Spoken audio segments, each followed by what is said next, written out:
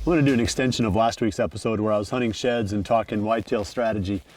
This is a field, well, I just found this one. We just pulled in here and it was laying right on the edge of the field, right from the four-wheeler. So again, I'm off to a good start. I don't expect to find 15 antlers down in this bottom, unfortunately. But this is the spot where I was hunting two bucks during the late season. One I called Scarface and the other one was just a big 8-pointer. We didn't have a name for that deer, but they were both kind of cat and mouse. It was a cat and mouse game with those two bucks down here. I think late December all the way into the first part of December or January. And I want to talk a little bit about the challenges of hunting these bigger fields like this with the bow and some of the things that I've tried over the years. Some of them have worked and some of them haven't, of bringing a 7-acre field or a 6-acre field, down to a 35-yard bow shot.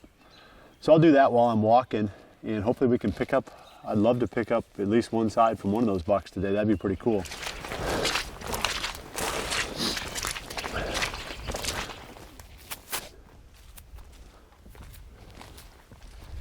I've got 2 blinds and 2 stands on this field, and that's still not enough. It just seems like whatever you do in a field that's this big, the deer find a way to get around you. I know we've killed some bucks on this field. I know Mike Sawyer killed one.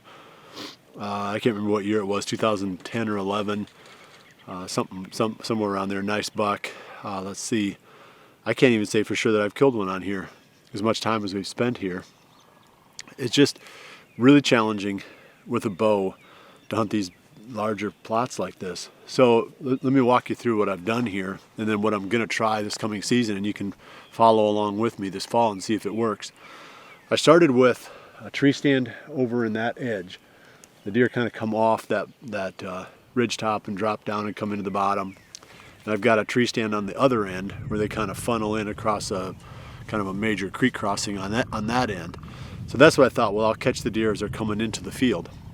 The biggest problem you've got with that is you get any kind of swirling at all with the winds down in here. And then at the end of legal shooting time too, you've got deer that are in the field and somehow you got to sneak your way out. Nothing seems to quite work the way you hope it would. So then I thought, well, I'll go with a ground blind. So I've got a redneck blind in front of me here, and I hunted that quite a bit. And we'd see deer. I almost got a shot at that 8-pointer out of that blind last year. It was about the 20th or so of November, somewhere in there. He was 50 yards away, broadside. I just wasn't quite comfortable with the shot. I just came off losing that big 7, and my confidence was kind of low anyway, and I just didn't feel like, having my heart broken again. So I was going to wait for a shot that I knew was going to be a lot easier than that, and it never materialized. So anyway, once again, you're stationary, you cover 30, 35 yards, and you've got deer that can go anywhere around you. But most of the deer were feeding up here on this flat. This is where they'd end up. They'd be just out of bow range. So I had the idea of bringing this other blind in on a trailer. So it was, I brought it down here with the truck, and then I dragged it into position with the four-wheeler and put it out there. And we hunted that then for the rest of the season. And the deer, they did come to accept it fairly quickly. And that's the nice thing about once you start hunting out of blinds. If you get the deer to accept one, when you get the deer to accept the blind, you can move it around some. So I started on the fringe of the field, and then just kept bringing it deeper into the field as the season went on, and the deer didn't pay any attention to it, but I still didn't get a shot at that buck. So what I think I'm going to do this season, I'm going to try to find a way to sweeten up certain locations. Specifically, I'm going to take that stand on the other end of the field where the field kind of narrows down, and there's a lot of traffic through there, but it's hard to get them to come within bow range. And I'm going to frost seed about a 25-foot wide band along that edge right in front of that tree stand. And I've got some clovers, and we'll talk about that when I get over to that end of the field. But that should hopefully give the deer an excuse to come right into that spot within bow range. You got this 6-7 acres. We got to give them a reason, to make that, a 30-yard shot. So we'll catch up on that when we get on that end of the field. I'm going to keep walking here. Haven't found anything out in the swamp yet. Just it's muddy, but just that one that I found when we first got here. But I'm gonna look around a little bit more. We'll do a little frost eating, then I got some more stuff we'll talk about after that.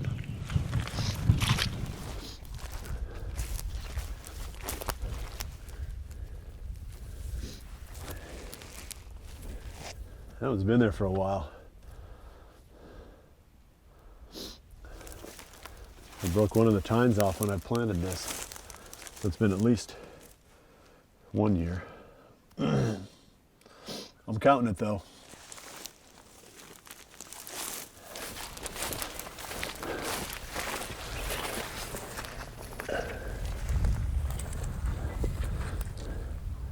That's an old one too. So I guess we're not doing a very good job in the past of finding them on this field. I see another one right up here. I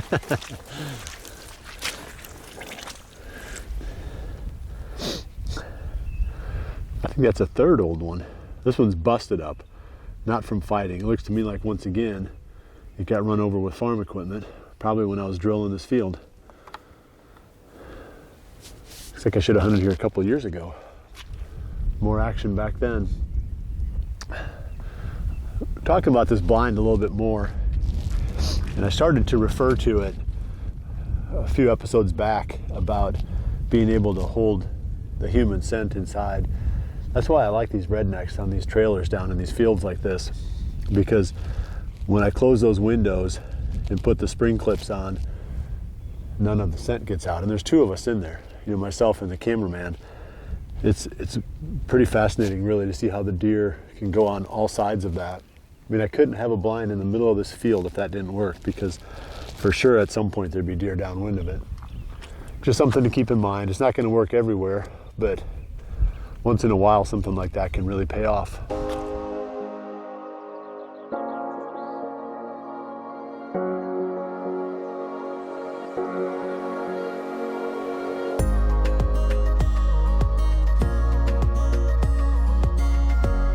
Here's what I found so far. I'm back to the four-wheeler now, and I've got this broadcast cedar bag over my shoulder. This is an even spread, earthway even spread. I know people are always curious about what we use when we do these broadcast seedings, but that's a pretty inexpensive one and real easy to use. So I'm gonna show you two clover options here. I'm gonna talk about what my plan is in order to sweeten up this end of this larger field so that the deer will be attracted to my tree stand. So I've got two blends. This is the Frigid Forage Pure Trophy Clover, and this is their Plowdown Clover.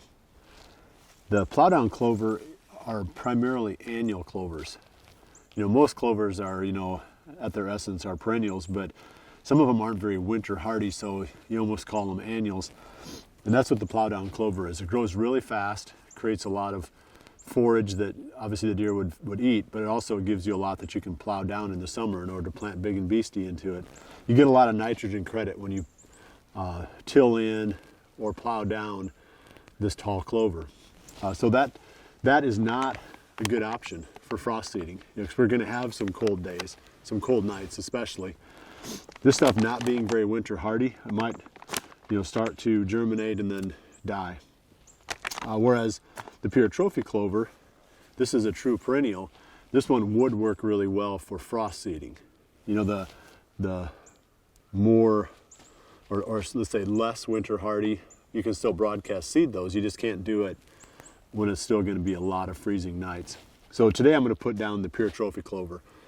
It's, 20th, I guess, of March. We're going to have several more freezing nights. So I'm going to get this started. I'll show you where the stand is and kind of walk you through this whole process. This is something that would also work in larger ag fields too. If you have a farmer whose land you hunt on that would give you access to just this strip of one of his bigger fields, especially one that he had put into beans. This was planted to beans. I planted this to beans last summer, and it makes it a little bit cleaner because now I've got pretty decent, yeah, I mean, I've got a little bit of grass in here, but I can get a lot of seed to soil contact when I frost seed this. But anyway, my point is this would work well on larger ag fields too if you can get permission from the landowner to do it. You don't need to put a lot out. I mean, it's just going to give the deer something different, you know, something that they're not used to. They get, you know, a big area of one type of food, but right over here is just a sweet spot, and that's right where your stand is. So that's what I'm building. I'm building a little sweet spot right here. My tree stand is right over my right shoulder in front of me. I'm gonna lay out a little strip of Pure Trophy Clover here, and I'll have to come back in a couple of months with the herbicide and spray this again. It's got a little bit of grass in it, so it's not completely weed free, but it's pretty good. It'll germinate and it'll grow. I'm just gonna have to touch it up, you know, once everything greens up.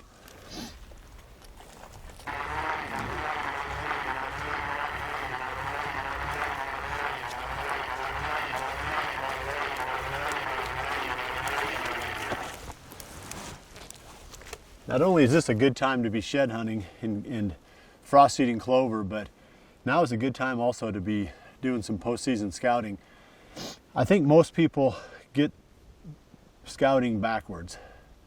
They do the wrong things. They focus on the wrong things, and I tend to scout backwards.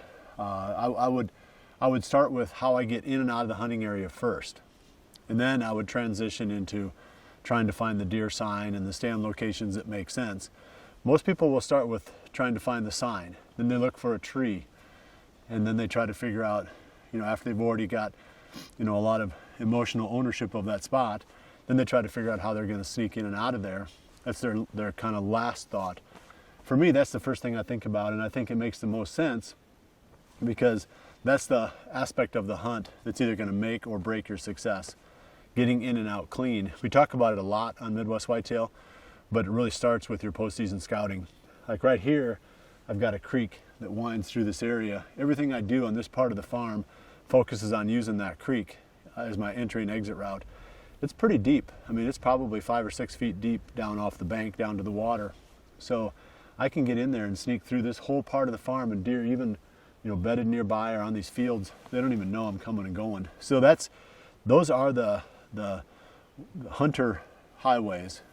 And then everything else that we do during the scouting phase really has to, you know, fan out from those spots. How can you get in and out? Number one priority. Where's the deer sign? Where's the tree stand?